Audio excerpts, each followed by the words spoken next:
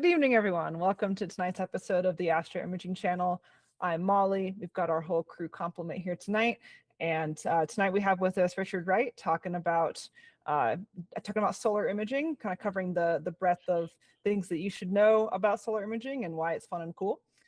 So we'll come back to him in just a second. And I'm not going to share my screen, but let me quickly run through what we've got coming up in the next couple of weeks so that you know now instead of at the end of the show. So we've actually got a couple of shows in a row because of the timing of holidays and whatnot. So we actually have a show next Sunday, the 7th, which is Craig Stocks talking about PyMagic, which is a piece of software that kind of shuffles you over from PixInsight to Photoshop and preloads a bunch of stuff and does a whole bunch of stuff for you in both programs, and it's very cool. He gave this talk at NEAC, so we'll get to see this PyMagic software. On the 21st of June, we have Nico Carver with us to talk about image processing with free software. And then the Sunday following that, the 28th, so we have 3 shows in the month of June. We have Charles Bracken. I'm working on I need to circle back with him on what exactly his topic's going to be.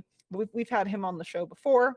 We're off for 4th of July weekend, and then we'll be back on the 3rd Sunday of July talking about the ASI Air, something we actually haven't had a show on, I think, on this show before, which is crazy considering how popular the ZWO series and the ASI Air are. So yeah, some really exciting shows coming up here. Yeah, I'll do my usual pitch at the beginning as well as at the end. If you are watching this show and you think, hey, this is a topic, I just thought of something that I think would make a really good show, either something that you want to do, or like you've got a friend who gave a really cool talk on it recently or does that thing, hit the contact us button on our website, theastroimagingchannel.org, drop us a line, and we'll see about getting you or your friend on the show to talk about one of any of the many astrophotography topics that are out there. And again, like I've said before, even if we've covered it in the past, a lot of stuff needs refreshing, and stuff is changing so fast. And there's also a lot of different perspectives from a lot of different people out there that can go in totally different directions on the same topic. So very much worth covering topics again, even if we've covered them in the past, for sure. We've been running for a long time. We've been running for 11 years this coming up in June. So that's a big deal. Actually, I don't think we have an anniversary show planned this year. I think it kind of got away from us. We'll do a little anniversary intro during one of the June shows. Okay, so I won't keep you waiting. We've got Richard Wright here with us tonight, and he writes for Sky and Telescope, doing astrophotography and equipment reviews. He's a computer graphics and imaging guy, working on GPU goodness, doing amateur astronomy for basically forever. He's been contributing to Starry Night, The Sky, and Sky Safari, and also that really cool smart eye piece that Pegasus has been developing with simulation curriculum. And I haven't gotten a chance to see it yet. I'd love to at some point. But tonight he's going to talk about solar imaging. And so, Richard Wright, I will hand it over to you. Thanks, Molly. Let me share my screen here, just like we practiced.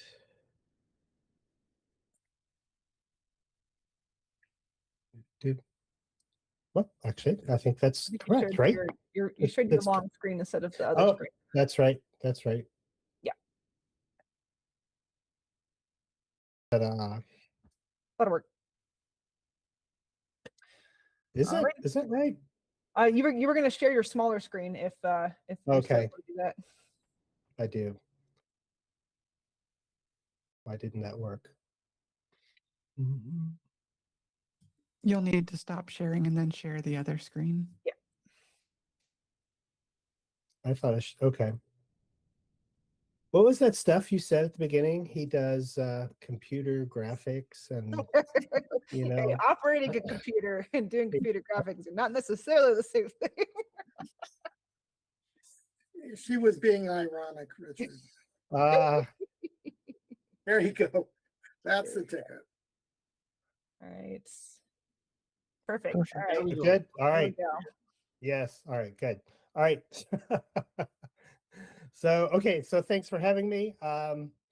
it has. I thought I would spend just a minute because I used to be on here from time to time, and so people haven't heard from me in a while. So just to catch you up on what I've been doing, I have been writing a lot for Sky and Telescope since I left Software Bisque. I think the last time I was on, I was still working mostly for them. And I've contributed to Sky Safari since I left them, and I've been working on the Smart Eye simulation curriculum, and I brought that to Pegasus. And so I work on I'm kind of behind the scenes guy, and that's also, kept me pretty busy. And I do have a couple other things I'm working on, some smaller solar projects that might be out by the end of the year. I did a little thing for Skywatcher called Scope Wizard, and I'm going to refresh that.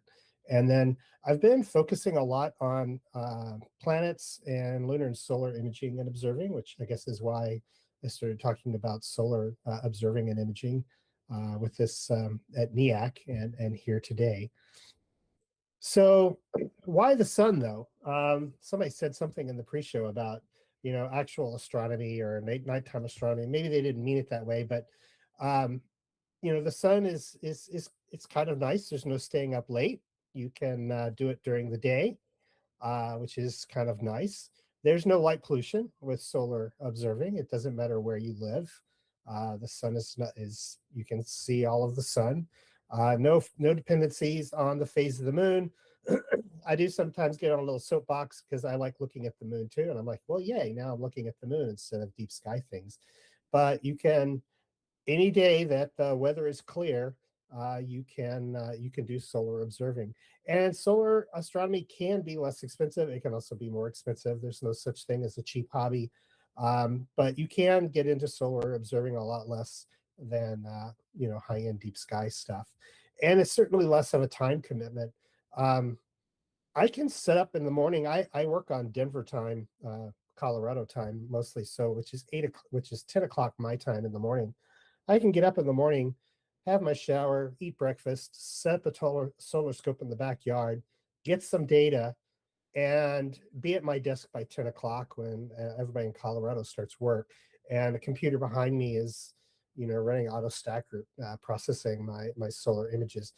And you can't do that with deep sky stuff. Deep sky stuff is an all night and automation, and you need a PhD in signal processing if you want to use PixInsight. And I say that kind of tongue in cheek. I love PixInsight. It's actually my favorite deep sky imaging processing tool. So I don't mean any slight by that, but it is certainly a lot easier to process solar images than deep sky images.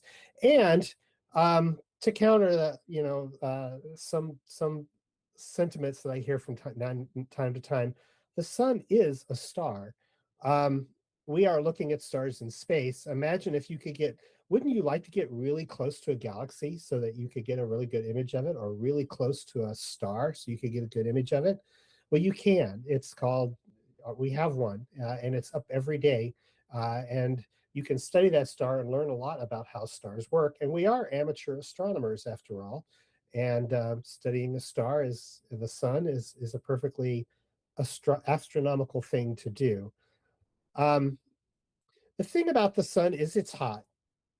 And the primary thing we need to worry about is reducing the heat and the light coming into our optics.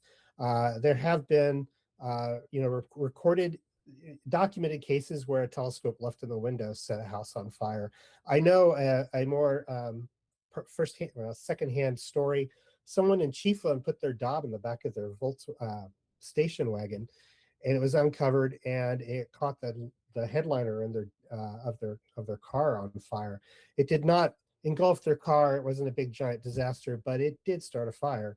And that's Chiefland, Florida, not that far from me. Any optical path pointed at the sun can be dangerous. This includes the finder. You don't stare at the sun.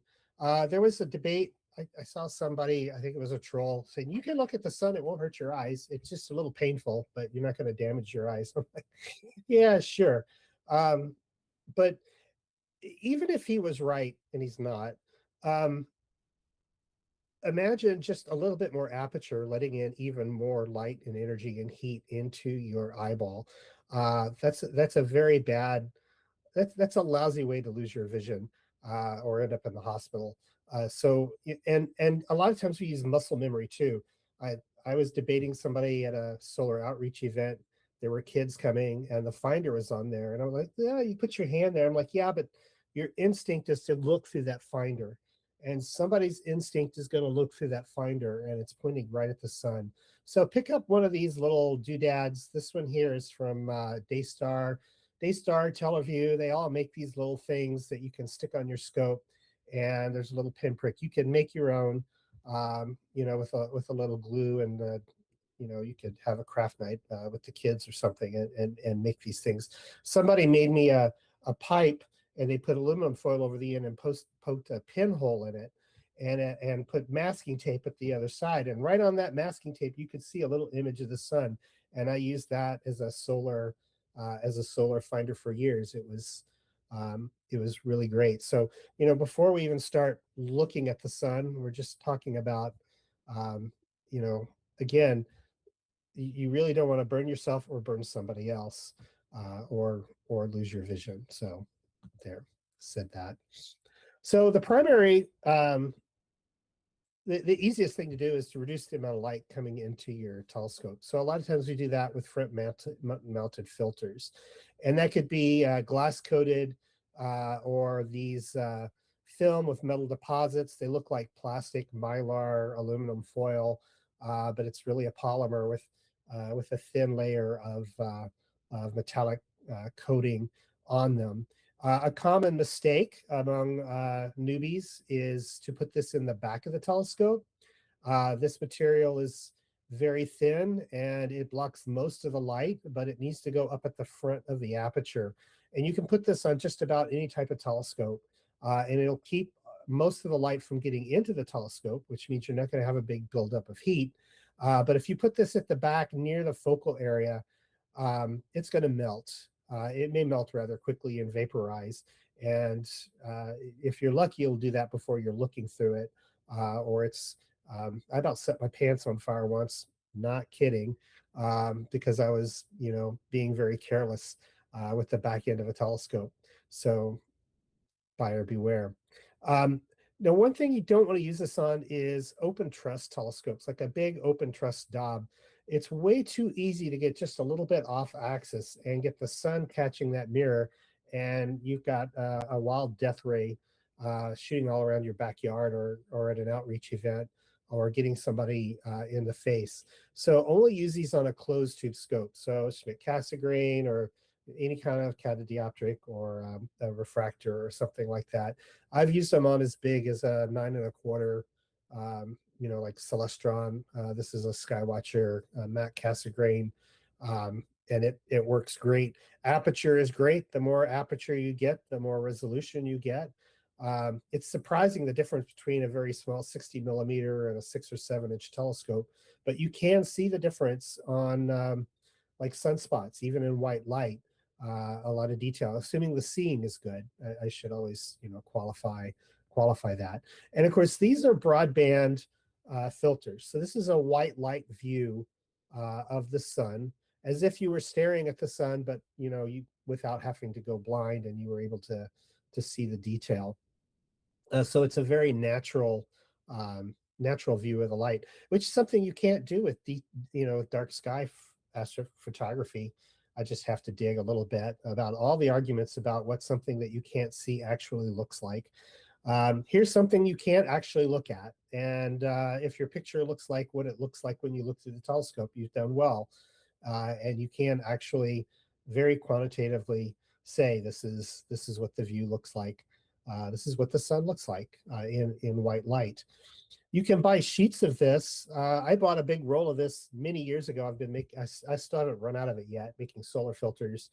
And you can just cut it up, put it on cardboard fitting, and get it over the front of your telescope, make little binoculars out of them, or stick them on your glasses, or on the front of a camera lens. You can buy these kits even for camera lens. Daystar makes like a universal lens filter here.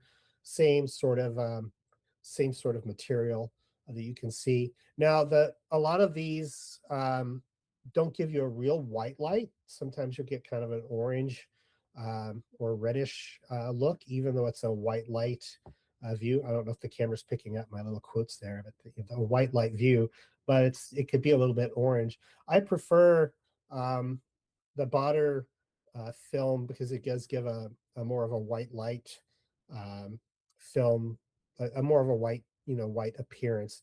This is two or three eclipses ago.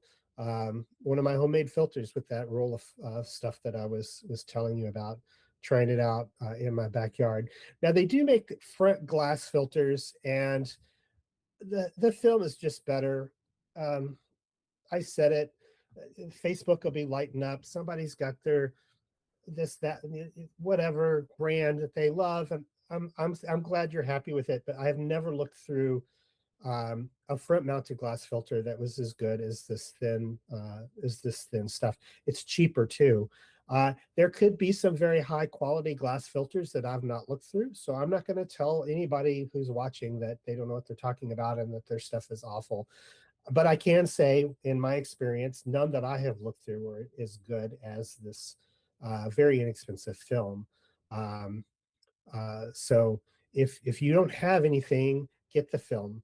If you have a glass and you're happy with it, I'm not going to try to talk you out of it. And if I'm visiting one time, you can have me look through it and you can change my mind, and I'll be amazed. I have heard that there's some really high quality ones, but I've yet to experience one myself. And like I said, this material is cheap, probably cost me less than $100 for that filter that's on the front of that 80 millimeter scope that you see here. What can you see or photograph on the sun in white light? The sun is actually white. It's not yellow. We tell our children, why is the sky blue? Because the white light comes in, the sun looks yellow, the blue gets taken out, scattered all through the atmosphere, but the sun is actually very, very white. It actually peaks in the green bandwidth, to tell the truth. You're looking at the photosphere of the sun. This is the deepest part of the sun's atmosphere. The sun doesn't have a surface. Common faux pas, we talk about the surface of the sun. There's no surface. There's no liquid boiling stuff and like an ocean. It's all gas. And you're looking deep into the photosphere with this white light view. And it's, of course, very bright. It is about 400 to 500 kilometers deep, and it's pretty hot, over 5,000 kelvins. And the sunspots are a lot cooler, only 3,000, to 4,500 kelvins. It's funny, if all you saw was a sunspot, it would still blind you. It's only when you dim the sun down so much that you see these cooler areas are not as bright as the areas surrounding them, which is kind of cool. And these are caused, a little bit of science, magnetic field lines cause the convection to kind of slow down in certain areas, and because of that, they lose the heat, and so they cool off a little bit relative to their surroundings. Things you can see on a white light sun: limb darkening. The sun looks like a sphere, which is really cool because in my daytime line of work, you would do some math on how light is shining on a sphere to make it look like this image right here with a spherical image. But there's no light shining on the sun. The sun is actually giving off light. So how does this happen?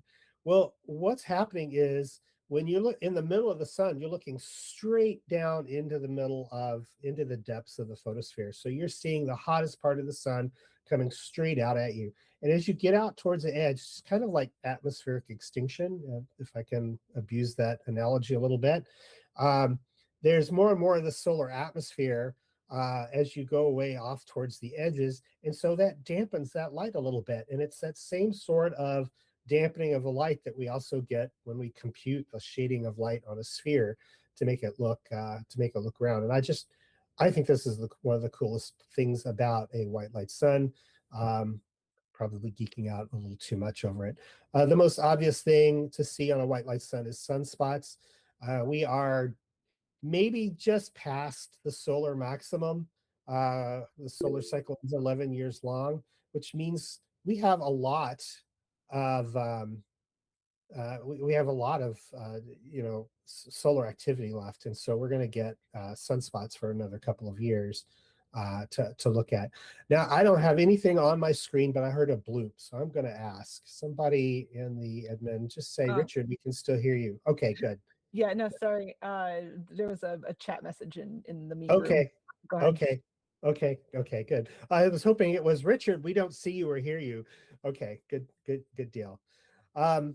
The sunspots have quite a bit of detail. You know, the dark umbra and the fainter penumbra on the outside. There's also quite a bit of granulation on the surface. It's not a smooth white. It looks kind of like a orange. I think it looks like an orange peel a little bit, a little granulation. And this is also caused by those magnetic field lines and the surface that plasma is like literally boiling in the atmosphere. And so it rises and it falls. And so when it falls in, it causes like these little valleys.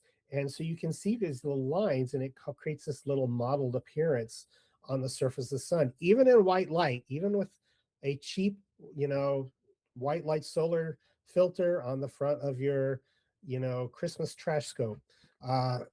You can see a lot of these things on the sun, assuming the atmosphere is nice and steady for you. There's also facula. Sometimes these convection cells will form little valleys, and you'll get little, I just call them little wormy things, little worm trails all over the surface in white light. So white light sun has quite a bit to show off, and it is, like I said, it's very affordable. You can turn any telescope, just about any telescope, into a white light telescope, except unless, of course, it's like an open truss or something. Now, I really like the Botter film, but my favorite is the Herschel wedge. This is the gold standard for solar imaging. What this is it's a prism, and 96% of the light passes through it. And so about 4% of the light is coming back up out through the eyepiece. Now, danger, danger, danger. 4% of the light is still too much to look at. You will hurt your vision. You may not set a piece of paper on fire super fast, but you will hurt your vision.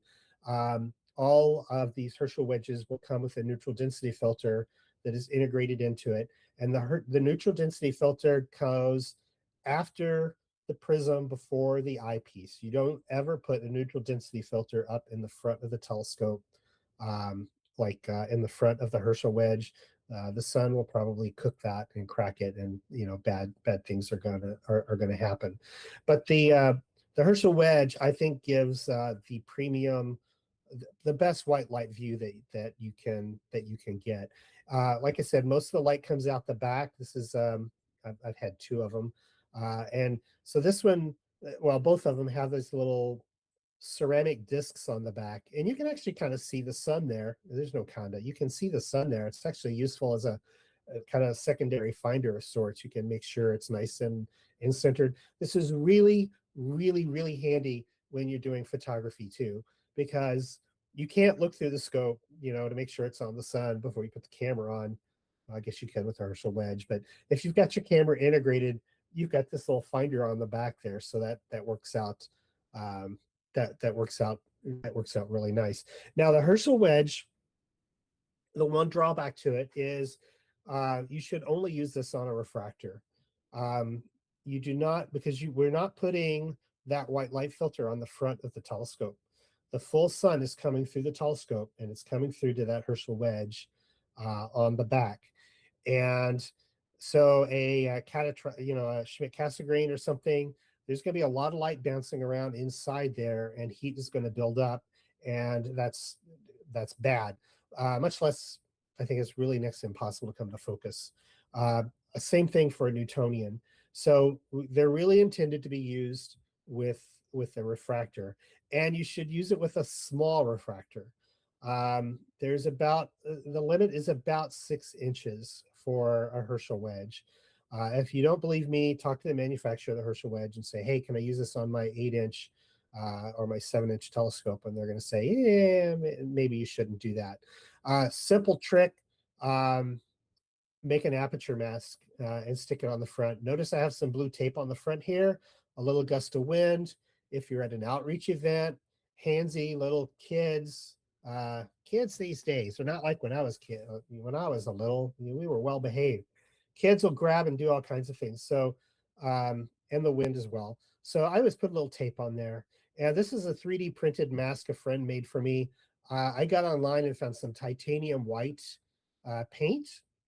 Titanium white, sun can shine on it and it does not get hot. It stays cool to the touch because it reflects all of that heat away.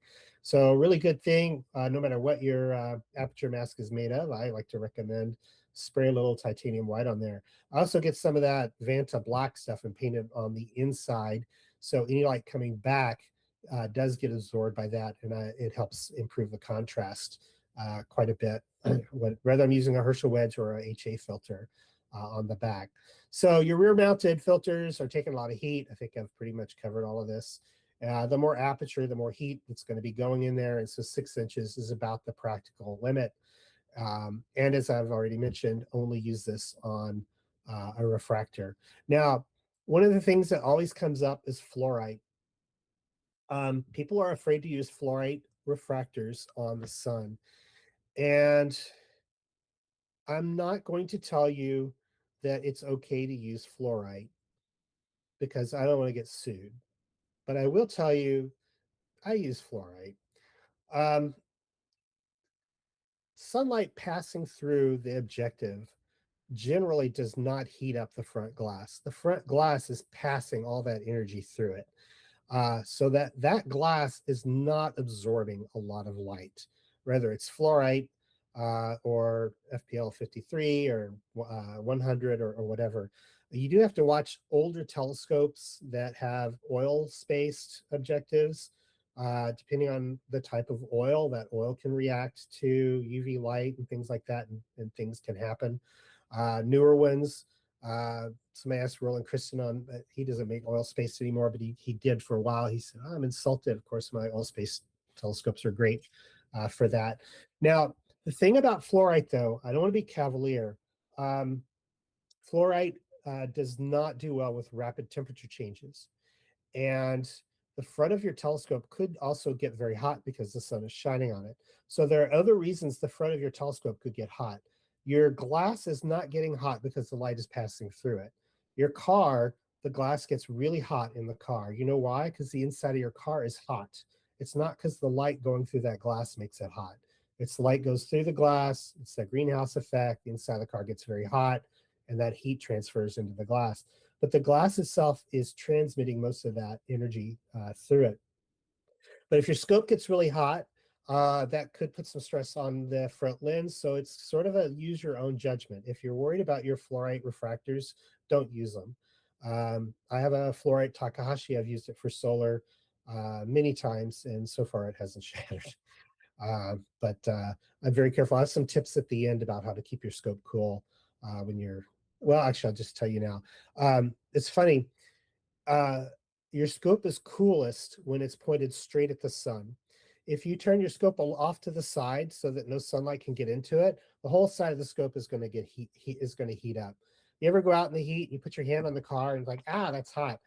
That can happen to your telescope too. The whole side of your telescope can get very, very hot. And now we have thermal shock going on, and your objective is not going to take very kindly to that.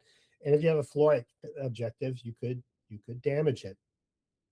If you're pointed straight at the sun is coming through that objective, it's going through the telescope. If you're a little off, it's going to hit the baffles and the inside of the tube. That's also going to heat up the inside of your scope. But if you're on the sunlight comes in, it goes back to your Herschel wedge or your, if you have a HA filter, which we'll talk about in a few minutes. Some of that light is going to come right back out. It's going to come right back out the objective, back towards the sun. And so that objective is not going to absorb near as much heat if it's pointed straight at the sun, and something at the back is either absorbing that or sending it back out through the front of the scope. Just a little bit off, now you got a lot of heat building up on your baffles or on the wall of your telescope, and that's bad news. Similar to using fluorite, and this applies to HA filters that go on the back of the scope too. People worry about that.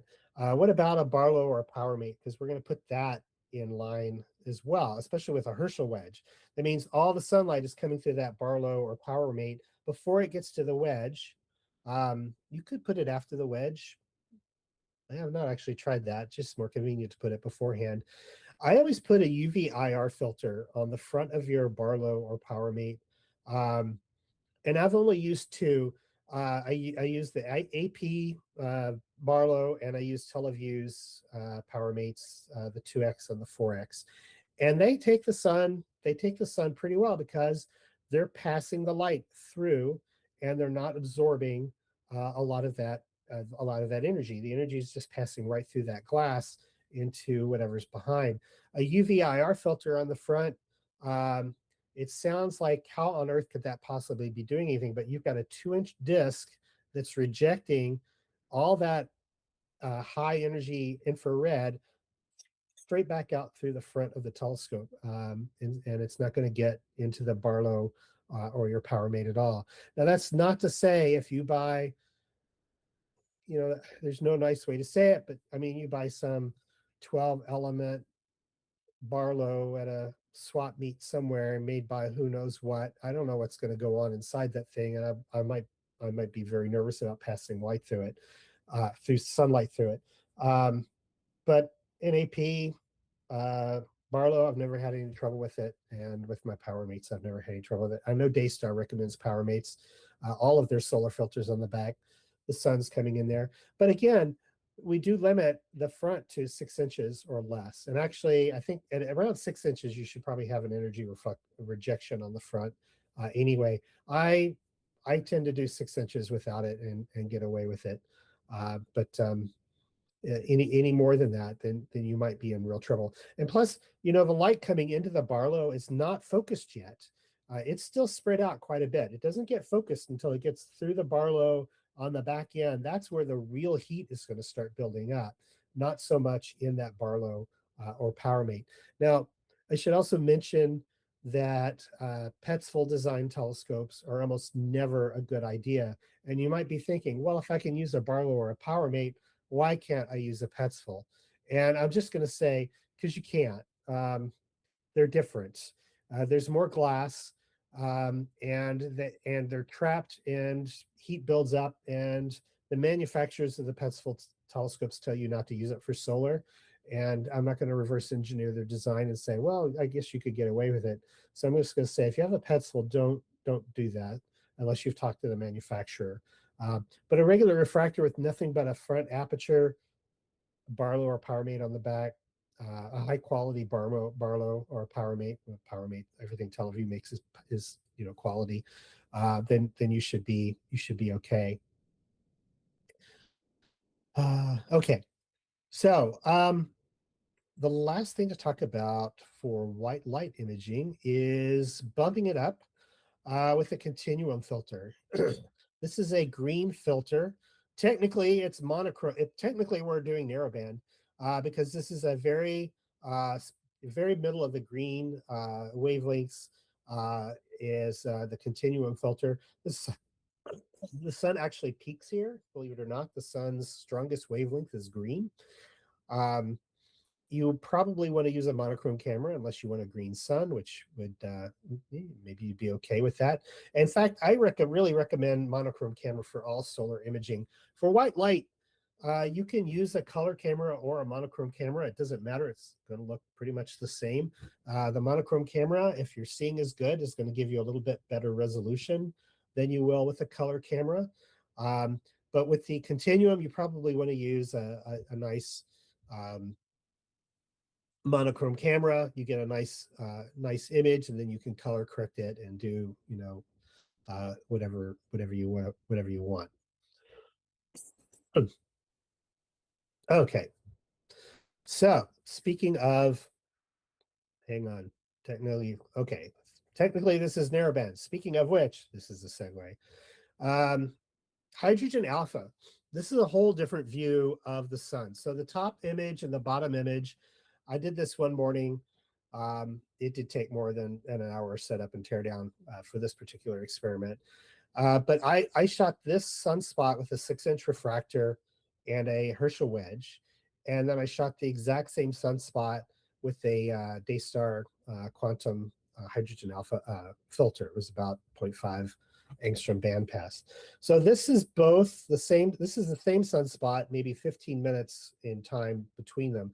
But you can see there's a lot going on in an HA view of the sun versus a white light view of the sun. HA stands for hydrogen alpha, by the way. I just kind of glossed over that. The sun is mostly hydrogen. And to simplify it, because this isn't a physics talk, and I'm probably not qualified to give a decent physics talk on this anyway, but hydrogen gas, hot in the atmosphere. This is higher up than the photosphere. So this is up a good bit above what we were looking at in the white light. This is way out a good bit higher. That hydrogen gas is giving off a particular wavelength of light called hydrogen alpha. And we can get telescopes and filters that only pass this particular wavelength of light. And what this allows us to do, it allows us to see how the hydrogen gas is swirling around on the sun. And you can see in the bottom image, what you're seeing is the magnetic field lines on the sun. All these magnetic fields bundling around and knotting up and moving around cause these swirls. And a lot of people are very enamored by this. There's a lot more you can see in HA than you can in white light. And of course, this is going to raise the budget on your solar imaging or observing program a good bit. Now, there's two ways to do this to get this view of the sun. One is a rear-mounted filter, kind of like the Herschel wedge, in that it goes on the back of your refractor. We really only use them with refractors. I know there are some specially designed solar telescopes. I saw one the other day, a big giant like Schmidt solar scope. I'm not talking about that. I'm talking about, you know, amateur astronomers in their backyard. You're going to use a refractor with a Daystar or a Botter or something similar filter on the back, or you can use a dedicated solar scope. Well, they're both used Etalon, so I'm a little misleading here. But the dedicated scopes from like Lunt or Skywatcher now, or an old Coronado, those types of scopes, all are passing, are filtering out, so you only see this hydrogen alpha view of the sun.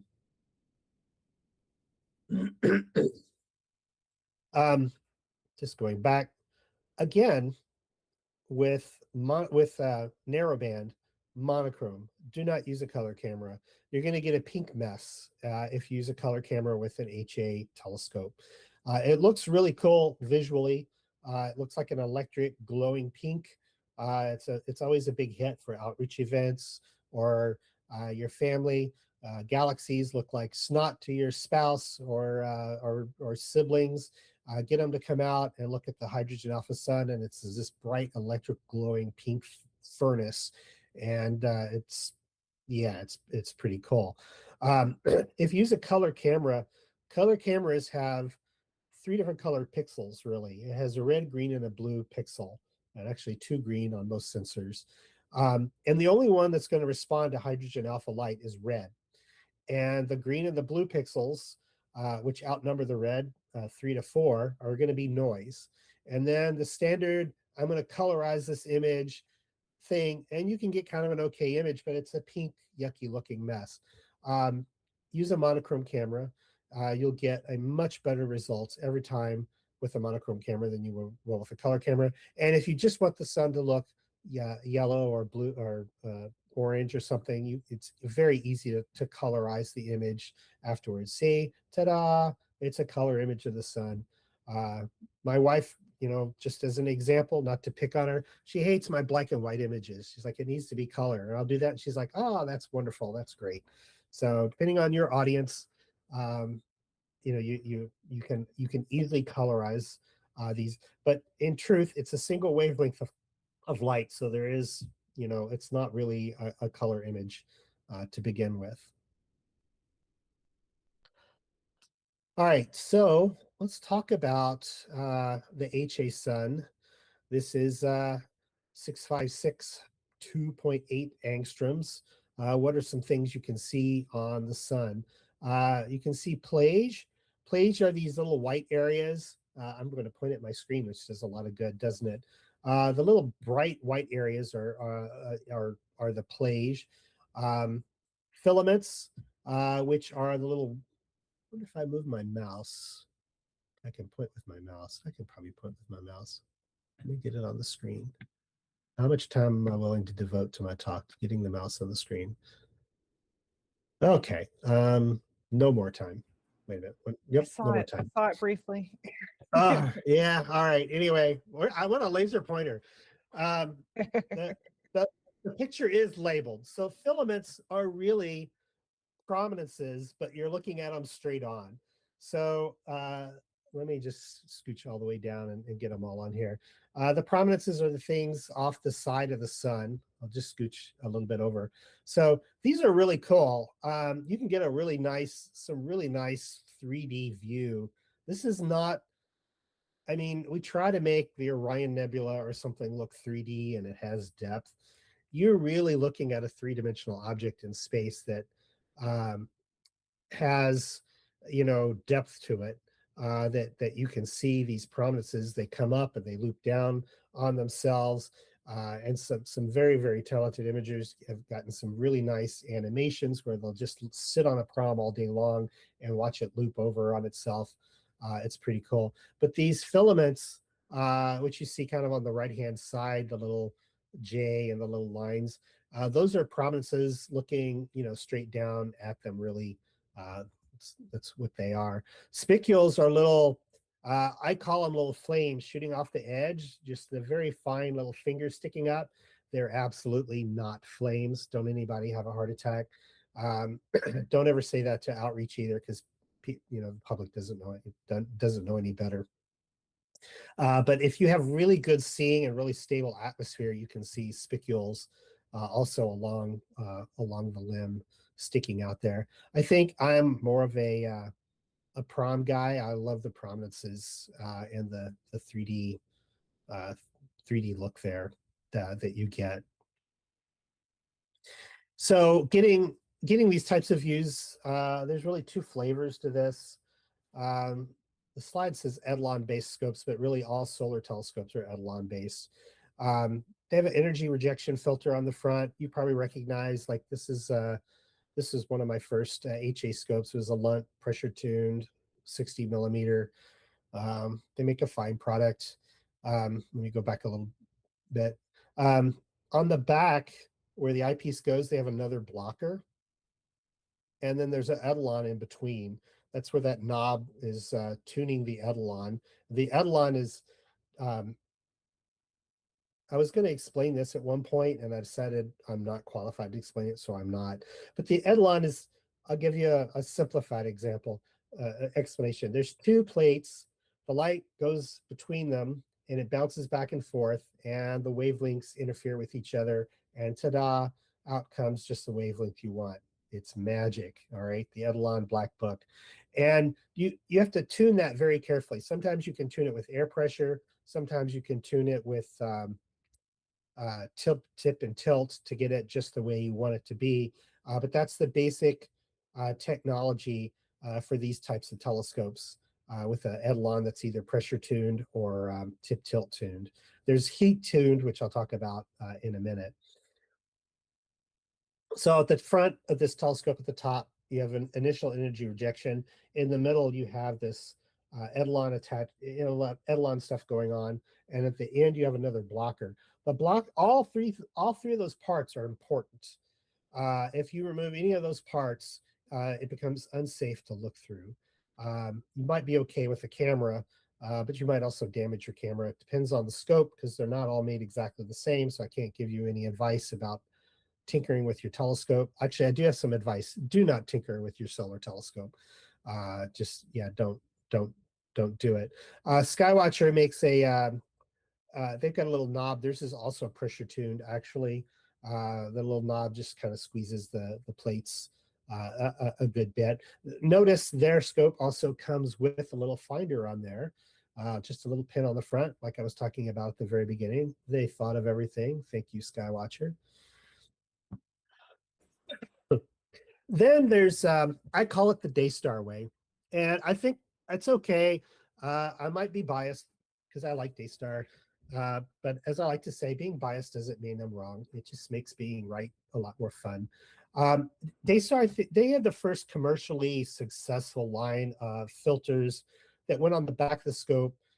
They're heat-based, temperature-based Etalons. And so I can call it the Daystar way. Botter makes them now. There's a couple other players on the market. I can't remember.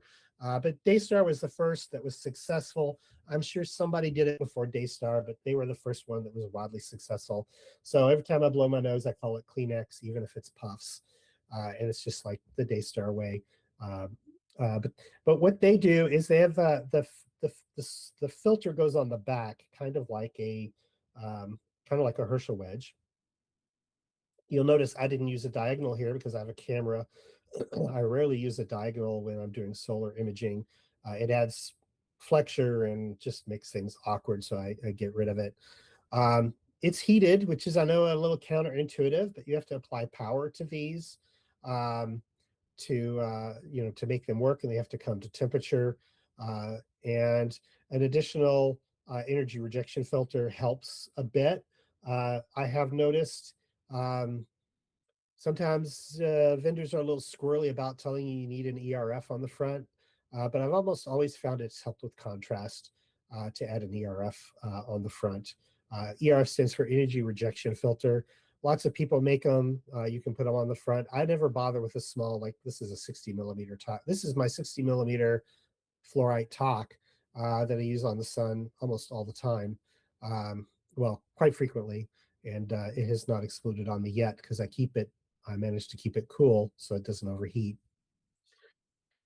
Make sure you limit this to 6 inches again. If not, you need to stop it down. One of the trade-offs with these types of filters is that they do require a high focal ratio to operate correctly. I start seeing good results around f20. They always recommend f30, and it does get better. It is better at f30 than it is at f20, but at f20 you can tell it's an HA image, and you start getting into the wow factor. F30 is definitely better. How do you get to such a high focal ratio? Well, usually you have to put a Barlow or something in there. It helps if it's telecentric, which means the light rays coming out the back of the Barlow or the Powermate. Actually, there's a telecentric Barlow. Botter does make a telecentric Barlow. Technically, I'm not sure you should call it a Barlow, but they're telecentric, which means the light rays coming out the back are parallel. I use their TZ4, which is a 4x magnification, so it increases your focal ratio 4 times, and you get nice parallel lines on that. Powermate also works really well. TeleVue's 2x and 4x, although the 2x is a little more telecentric than the 4x is, so you get slightly better performance from that. Make sure you put a UV-R filter on the front of that Barlow so that all that UV and IR light, especially the IR, is going to get bounced out the front of the telescope and not come through. Daystar makes 2 different versions of this. They make kind of a prominence version and a chromosphere version, and these really depend on the bandpass. Basically, how narrow of a slice of that HA wavelength is coming through. And the narrower it is, the more the prominences stand out, but also the dimmer the dimmer the image is going to be. So you get a nice bright chromosphere image, or a dimmer prominence image tends to be kind of the trade-off with these filters. I have a quantum, which is really nice. A friend of mine, and we always like, I forgot I had this video in here. I'm going to play it anyway. The YouTube gods may get angry, but it's Ferris Bueller.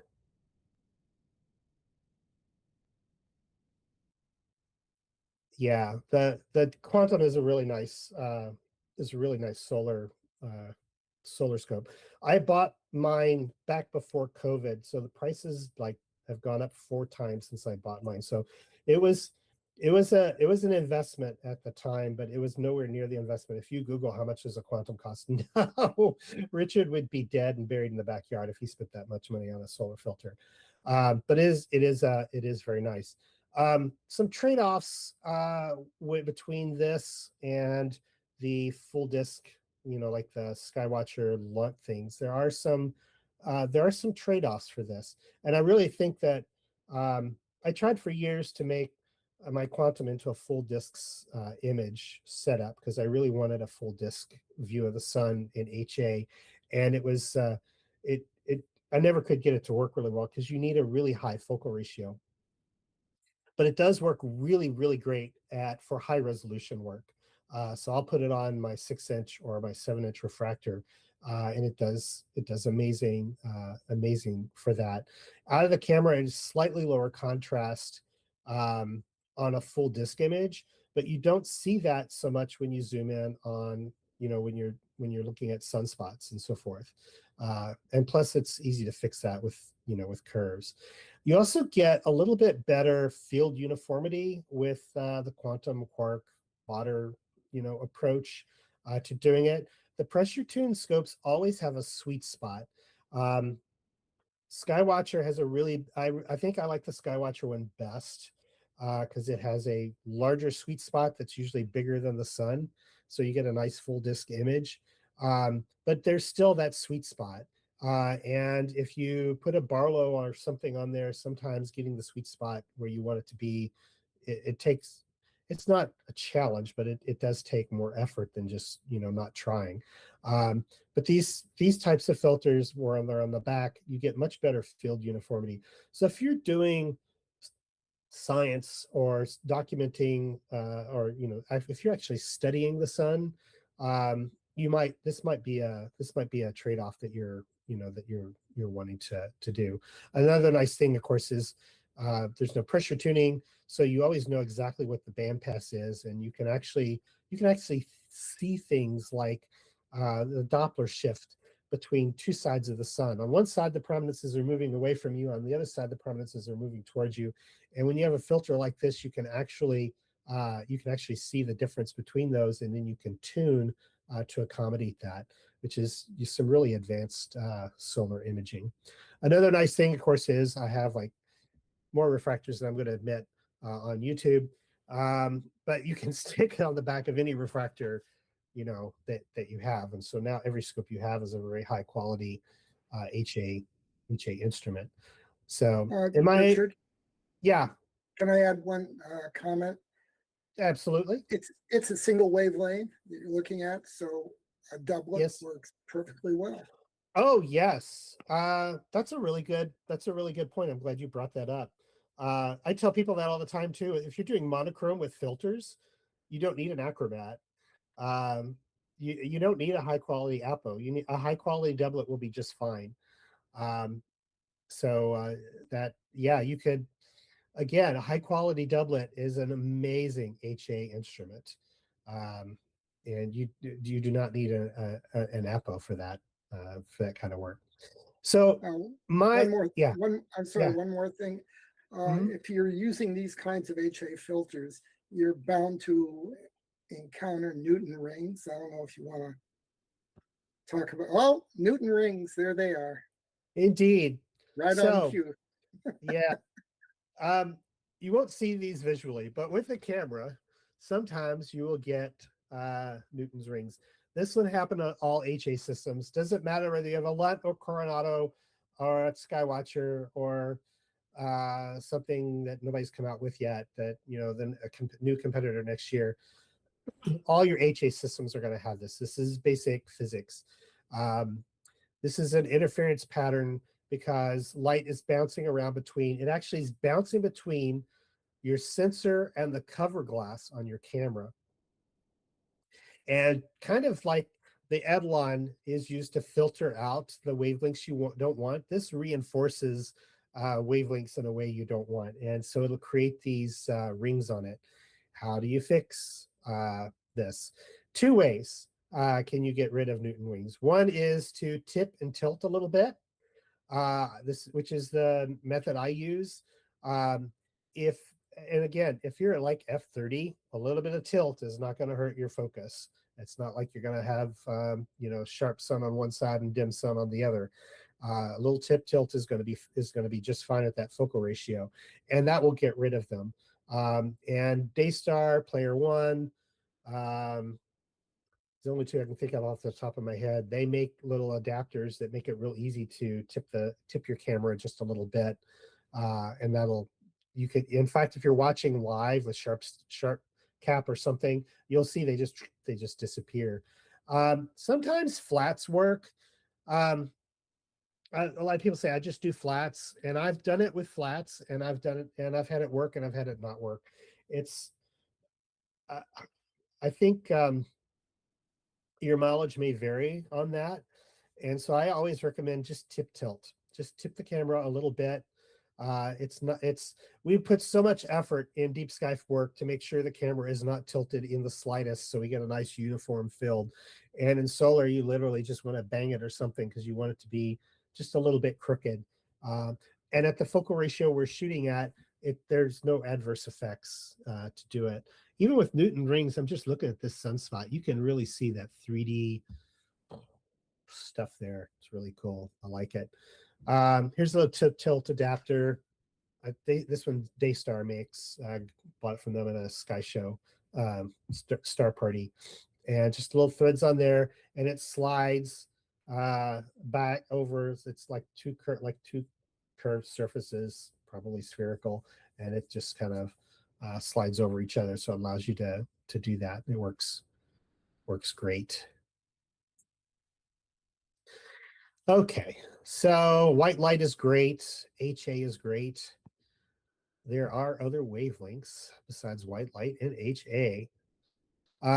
Calcium is also a very popular wavelength. There's calcium H and calcium K. They both look virtually identical. The difference is the calcium H can be seen by more people, which is really weird. The calcium K can be seen. Wait a minute. Slow down, Richard. The calcium H is more visible. Calcium K is sort of the original.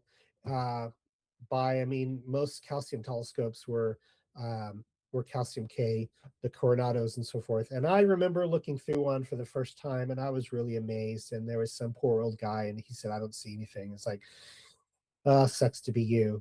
And it wasn't that long ago I was looking through a calcium K telescope and I didn't see squat. And so it comes for all of us. Do not be cocky, young man.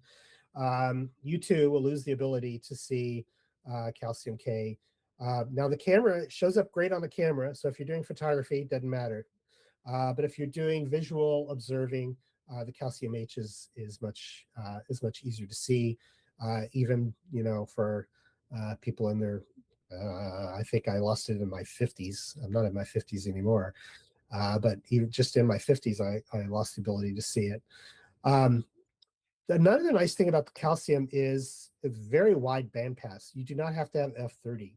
So you can get a calcium full disk image very easily. In fact, a few slides back, my little Takahashi, that was during one of the eclipses. That was a calcium filter on the back. And I was doing full disk imaging with the calcium filter. And there's a lot of stuff, a lot more detail on the surface of the sun that you can see in calcium, which is pretty cool. You can sometimes see flares as well, prominences as well. Whew, I did not say flares.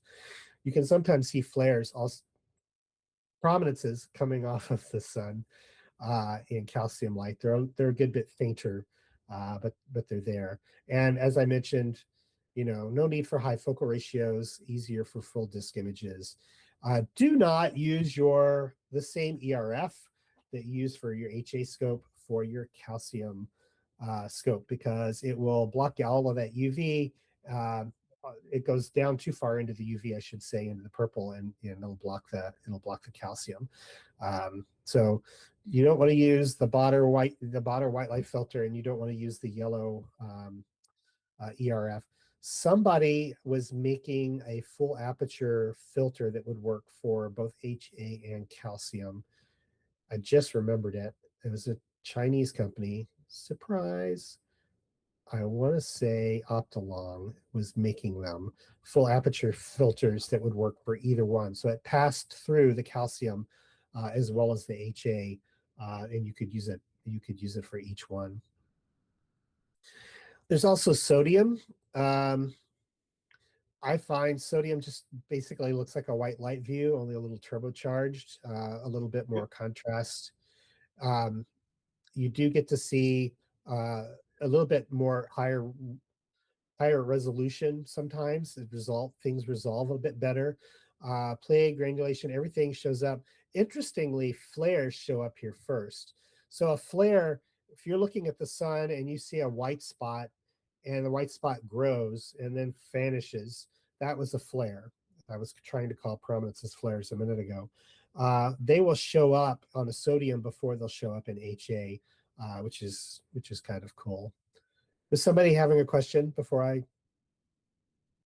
Nope. Okay. Finally, I think this is the last wavelength. Magnesium, also Daystar also makes a magnesium. Your eyes are the most sensitive here, so they're very bright. And plage, dark modeling. Also, no need for high focal ratios, so you can get full disk images in magnesium. And again, your ERF will block this. Finally, there is this thing called a spectroheliograph.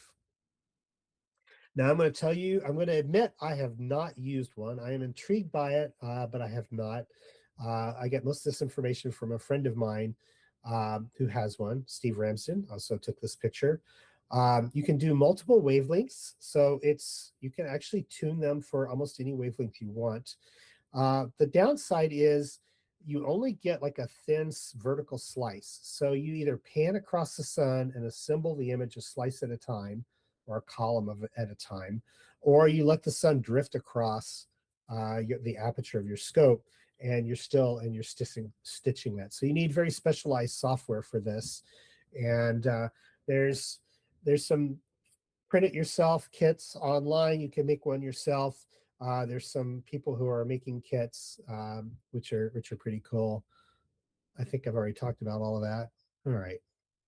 Yeah, spectroheliographs. So I've not used one. I'm intrigued, but I've got a couple of nice scopes that do full disk images that are really, really nice. And I've got I've got a quantum for high resolution work. So I don't really need a spectroheliograph. I tried to talk Sean into letting me do a review for the magazine, and he wouldn't bite. But otherwise, I don't think I'll go here soon. If anybody watching has one, feel free to chime in the comments and say, I have one. It's great. I love it. You should get off the stick, Richard, and get one. General tips for solar observing and imaging. Morning seeing is typically better. At night, we usually wait until it gets late and we shoot straight overhead. If you do that with the sun, you're going to be very disappointed. When the sun is straight overhead, the atmosphere is hot and boiling. So in the morning is when you want to get it. Right as the sun comes up, the air is going to be still, and you're going to get the best results from that. We don't worry too much about atmospheric extinction on the sun. It's pretty bright. We don't have to worry about refraction of the atmosphere, especially with HA, because it's just one wavelength.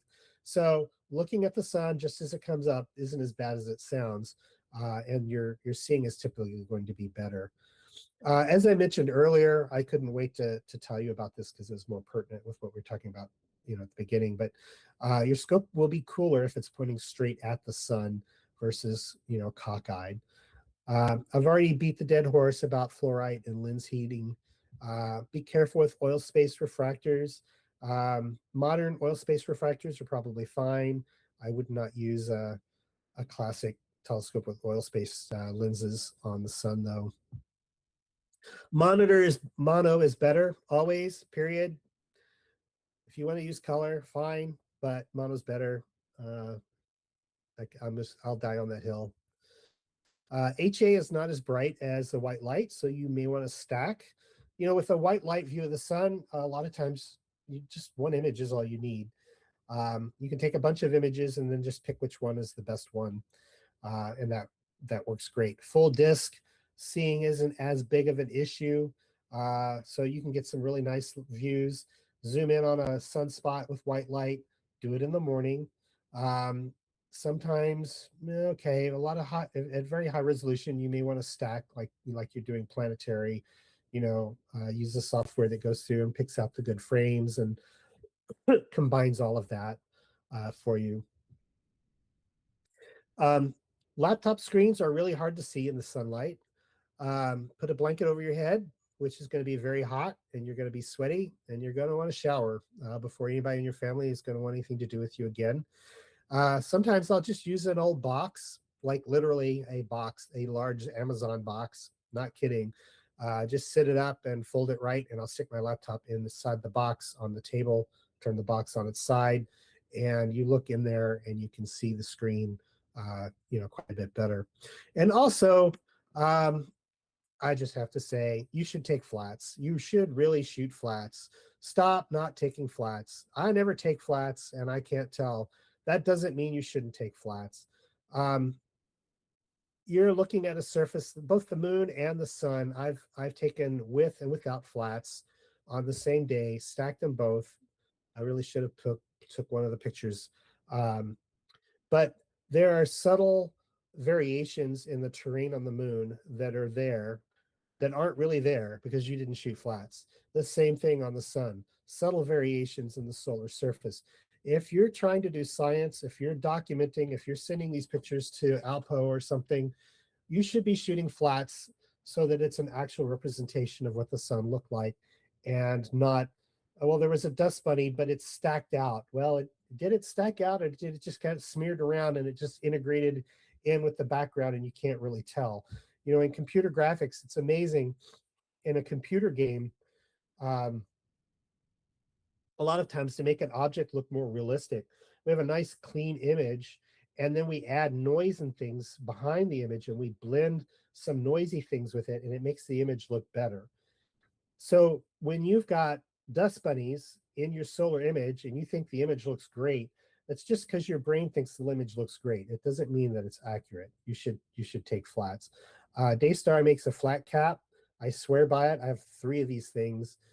You put it on the front, and it diffuses the sun enough that you can take flat right there. It also works great on the moon.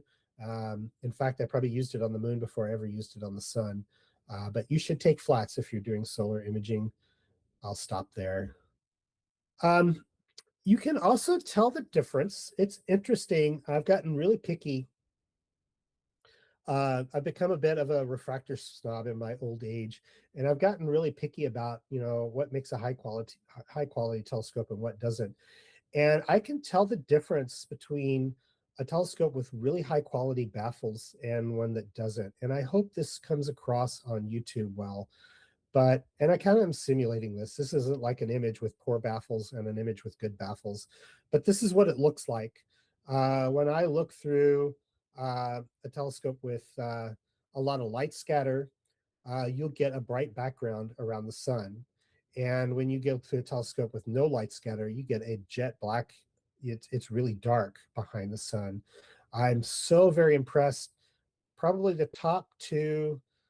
Yeah, I don't work for a vendor anymore. I can get away with this. I'm going to say the Takahashi and my Astrophysics have the darkest backgrounds when I look at the sun. I think those 2 have I don't know if it's the fluorite or the baffles on the Takahashi. I think on the Astrophysics, it's their baffling.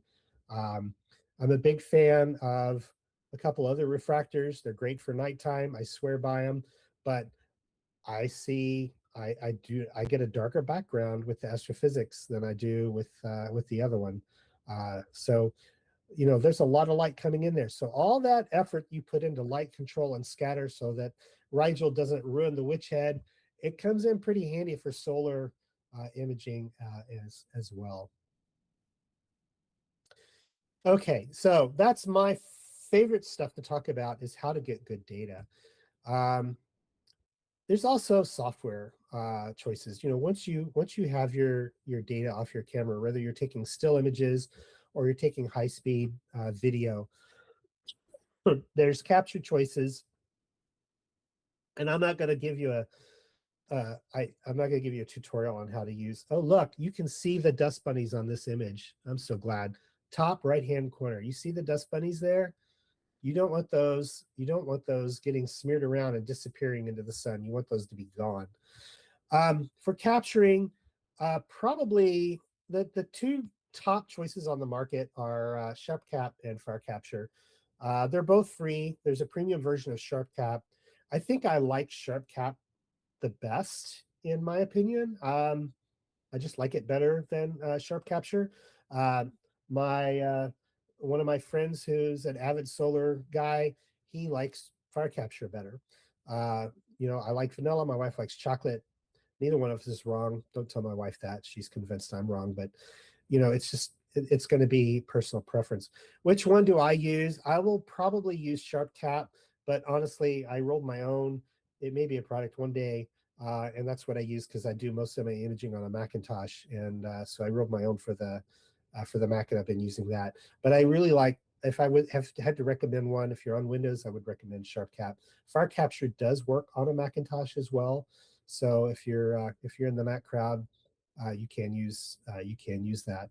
For processing, AutoStakkert is sort of the grandfather. It's been around for a long time, and I really like it. There's also a great program called ImPPG, and I'll use AutoStakkert to do the initial selection of the frames and combining everything. And ImPPG, which is actually the screenshot in the foreground in this picture, it is free. It runs on Windows, Mac, and Linux, so you could even run it on your Raspberry Pi. And it does a really great job of sharpening. It uses a deconvolution, a type of deconvolution instead of wavelets, and it also works on planets and the moon, which is really great as well. And so those are the tools I use. I sometimes use SharpCap. I usually use my own rolled image capture program. And then for processing, I use AutoStakkert, ImPPG, and Photoshop. I did try the solar plugin for PixInsight. It's okay. I'm comfortable with the knobs that I've learned to use in these other tools, and so I'd still use these other tools. Another thing, I'm really kind of done, but I'm gonna editorialize for a minute or two. I recently reviewed the Skywatcher Heliostar telescopes, the 76 and the 100, and they really do have the double stack performance, but it's bright. It was always such a challenge when stretching the images to get the chromosphere and the prominences at the same time, and you'd have to mask them and everything. And with these new solar telescopes, and I think Lunt has upped their ante as well. I haven't looked at their latest, but they've got a new generation leaping technology that they're talking about. But with these newer technologies, I'm not having to do that at all. The solar images are much brighter, and I can see the prominences and the chromosphere right away before, and I don't have to do a lot of fancy stuff with the curves to get the prominences to show up. So I think that's really great that this has all happened just in the last couple of years, that the HA technology has really looked forward in that way. There is an article on this topic coming out next month, which is the September issue. I know it's kind of weird. I never do understand how that works, but the next issue of Sky and Telescope is the September issue. And it was supposed to be out already. So if you're watching this and you're wondering why I gave a talk about my article ahead of the article, well, the article was going to come out last month, remember? Anyway, that's it. That's now. Hi, Richard. Questions. You ready for the questions? Yeah. Should I stop sharing my screen? Yeah. Yeah. I think we only had two actual questions. Yeah, you can stop sharing if you want. I think we only All right. had two actual questions, and one of them you happened to be just moving right into. Is there anything you told us how to cover flats, and who was it? Space something. I wanted to know about flats just when you started talking about it. The other was Alex McConaughey. He asked a question. It was about back on calcium K, calcium was it H. You said that it's a lot easier to see the H, I think. And Yes. does it matter in imaging? Does the camera see No. much? No. No, No. This is not at all. the human eye. The human eye. Yeah. There's my. I don't know if it's those proteins that my doctor tells me about makes me have to wear it. Makes my eye stiff. That's filtering that out, or if it's my cornea, or I don't know what it is. But as we age, we can't. Most of us can't see that wavelength any longer. Yeah.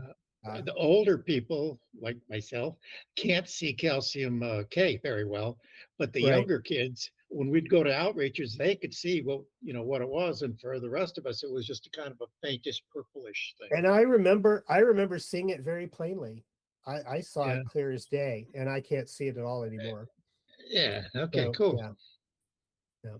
I have a couple of comments. I'm sorry.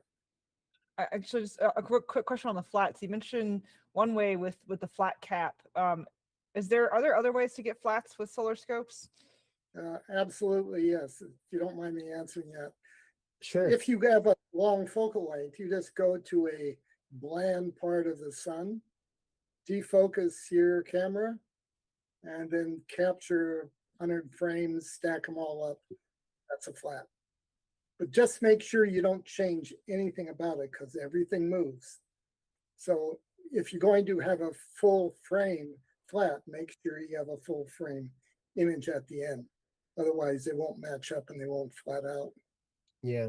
So for an interesting thing for full disk imaging, you can do flats for full disk as well. What happens is when you do the correction, the disk gets corrected, and then you get a bunch of stuff around the edges. That's fine. You just cut out the edges, because you're not all you want is the sun. So all that stuff that's corrupted at the edge of your frame, you just take those out. You can paint over them, or get rid of them. Don't paint on the sun image. This is like away from the disk of the sun. You'll get artifacts, but the center of the sun will correct. And the reason is that when you take your flats, it's generally not at the same time you're doing your capture, and the position of the sun may not be perfect aligned, and your flats won't align. Another thing on the tilt device, we've determined that the best tilt is about 3 degrees, and you want to tilt it on the short axis of your sensor, so that the difference in height between one side and the other is less than the critical focus zone. And if you have an f30 or 33, that will be the case. So you won't hurt focus. At least if you have the filter on the end. I don't know about, pressure tune. I think they probably have some other issues. And one more thing, and Pete Mumbauer, you finished, Derek? No, not quite. Your camera has a certain sensitivity. Your eye is better. For whatever reason, if you look through these filters, you will see more detail or perceive detail than you will when you take the picture. I don't know quite why that is. But if you want to look at surface and proms, you generally have to do a little, gain adjustment. But if you look through the eyepiece on a good filter, you'll see the whole thing. Yeah, I could talk, we could chat about this a long time. I think the sun and the moon both are better visually than they are photographically. And I think why is because when you look at it, the seeing is moving it around. Your brain, we have the most highly developed neural processing visual computer, that better than anything mankind can do. It just looks like water is flowing over it, but you perceive it as very sharp, and you can see that.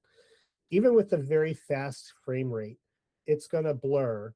If it doesn't blur, you get areas that are sharper than other areas. And so you never really, your brain can integrate in a way that we haven't been able to match with a computer and a camera yet.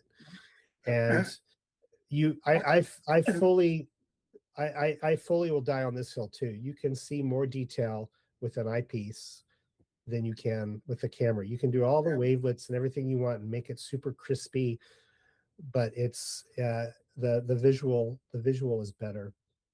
I will definitely testify to that. Even as we get older and our visions are not quite perfect, you just see more.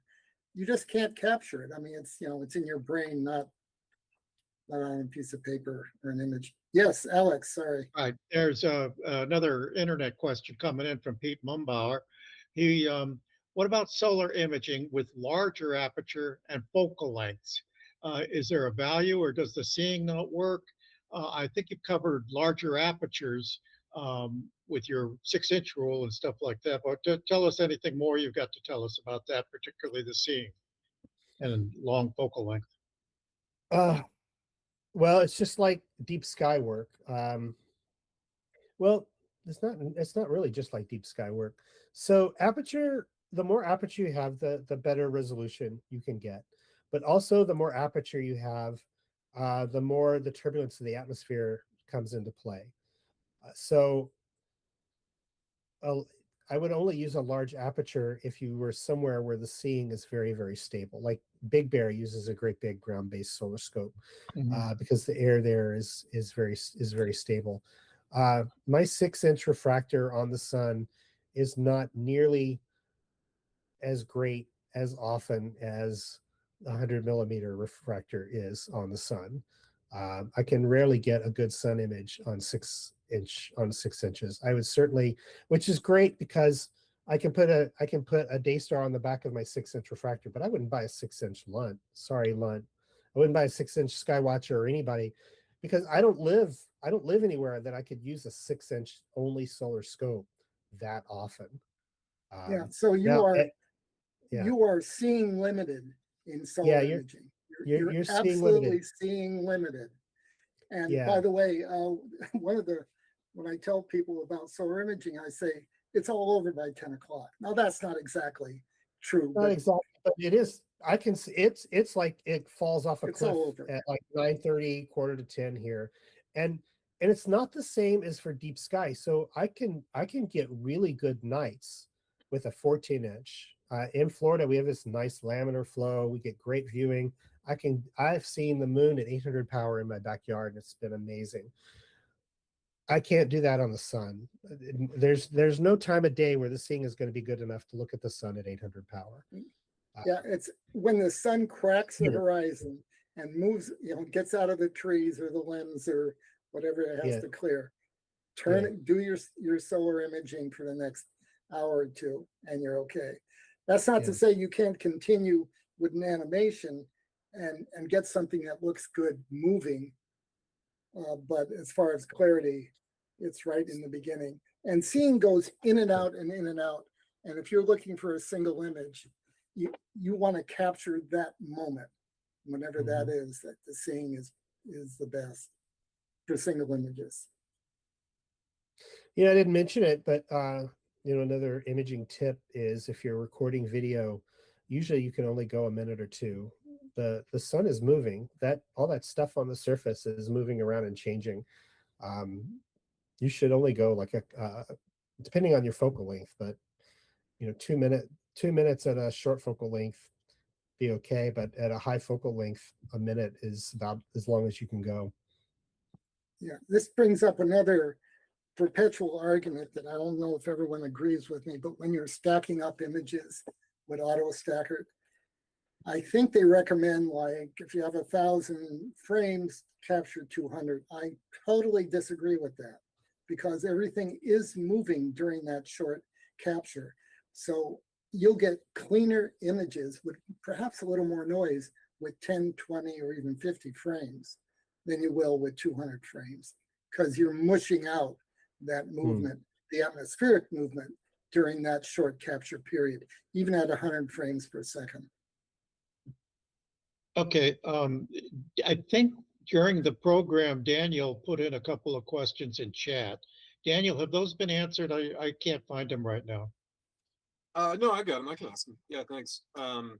So, Rich, you mentioned a question earlier, or a point earlier about the film material being superior to glass filter types. I was wondering, is there something specific about the material, or is there something else in the filter design that makes it that way? Particularly, I think you were talking about for visual.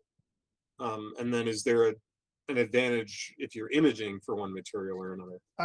I believe this is an educated. It's an informed opinion. It's basically same reason you don't make a telescope out of plate glass. You've got a plate of glass that's not high optical quality. It's very expensive to make a thick piece of glass that is of optical quality like that. Whereas that thin film, it's not, it's hardly an issue at all. So it's just like a piece of aquarium glass, painting over it with something. You're not going to get a good image through that. So that's more. I've heard the same. I've heard the same thing. Excuse me, Daniel. I've heard the same thing, and that the film is so thin, it's not an optical consideration. The light goes right through it without getting bent at all. Whereas in a glass filter, you've got to have the proper coatings on top of a glass surface that has to be flat, and that's the quality issue.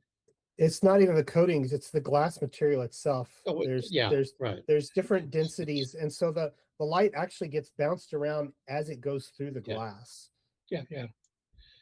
But it's really having a really thin material is really the key there, and it sounds like it's more of a resolution gain than perhaps a contrast gain. Or in your experience, is there any difference in the quality of the contrast between the two? I would just say the resolution. Well, the resolution and the contrast go hand in hand, but it's a much crisper image. And it's cheap to make these things too, with the film and a little tape or cardboard or something. You can make your own filter before. Another question I had was with regard to the Daystar quarks. I use a chromosphere model myself, and after listening to this discussion, I may be second guessing the wisdom of selling it. What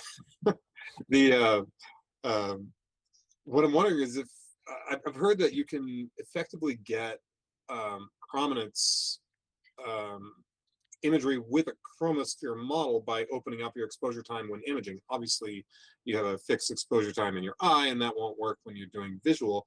But have you? I'm sure you've maybe heard this. And is there any advantage to using a prominence model for photography, or vice versa? Over.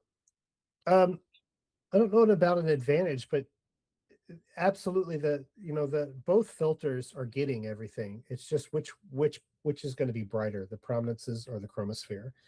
And so if you expose longer, you'll get the prominences, and you might blow out the chromosphere. And so a lot of people would take two exposures, one a little bit longer, and then they would mix them together. They'll compose them later on. And I've done that with my quantum, because it's the same thing. It's this particular wavelength. If I expose a little longer, I'll get more of the prominences will come out. Shooting 16-bit helps a little bit, only a very, very little bit, but it helps a little bit with that. But yeah, I mean, that's absolutely true. The longer you expose, the more light you get, and the prominences are dim, and that's the problem. So thanks. I was just thinking of another question that you were referring to earlier, and as you were just finishing your sentence in your answer, I was listening, and now I forgot my question. It'll come back to me. Okay. Molly, I think we're finished with all the questions that I can see. Okay. Yeah. Actually, I remember. I have one more. I want to circle back real quick to the flats one more time. So I use a Coronado PST, and the sun's like less than a quarter of my field of view. What's a good way to get flats with that, I guess? If the sun is that small, I wouldn't. I hate to say you might not need flats. Yeah, okay. I don't I'm think on you need board with that. flats, Molly. I'm on But, board with that. yeah. I mean, I take the ROI. Maybe at yeah. a certain point, we might go, okay, don't worry about it. On a bigger disc, I'll use like the flat cap, and I'll get a very bright center. So the flat is dark around the edges, but a really bright center that's also blown out larger than the sun. And the sun will correct.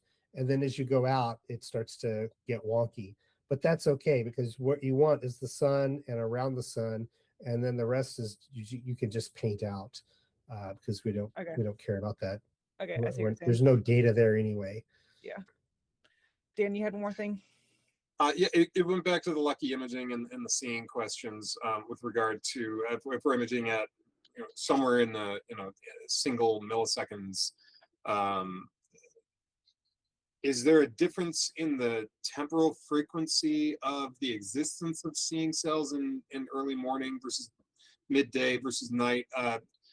My understanding is seeing cells typically live for about 1/10 of a second or so, and obviously there's some variance there.